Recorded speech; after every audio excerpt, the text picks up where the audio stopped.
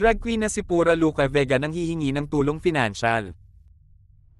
Ang drag artist na ang tunay na pangalan ay Amadeus Fernando Pigent ay nakakuha ng atensyon matapos magtanghal ng isang sayaw sa isang remix na bersyon ng Ama Namin o The Lord's Prayer. Thank you for coming to church, mababasa sa kanyang tweet kalakip ang video.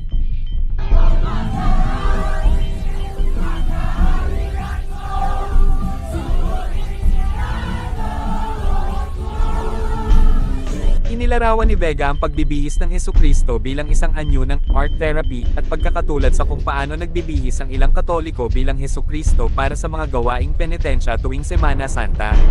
Sa kabila ng pagharap sa backlash, ipinahayag ni Vega ang intensyon na ipagpatuloy ang pagbibihis ng Hesukristo bilang isang paraan upang parangalan ang pananampalatayang Katoliko sa isang kakaibang pananaw. Ang kanyang pagkilos ay umani ng malaking batikos mula sa mga netizen, politiko, celebrity, at mga relihiyosong grupo.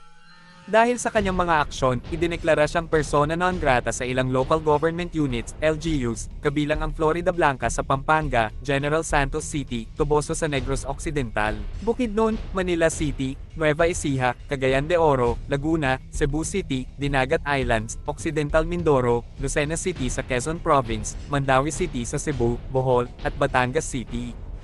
Kasunod nito, naglabas siya ng pahayag sa pamamagitan ng Twitter, ngayon ay kilala bilang X, kung saan ipinahayag niya ang kanyang pagkalito tungkol sa kung ano ang kanyang nagawang mali upang ideklarang persona non grata ng mga LGU na ito. Sabihin mo sa akin kung ano ang mali ko. Bukas ako para sa isang dialogo ngunit ang mga lungsod ay nagdedeklara ng persona non grata nang hindi man lang ako kilala o naiintindihan ang layunin ng pagtatanghal. Ang drag ay sining. You judge me at hindi mo pa nga ako kilala, he remarked.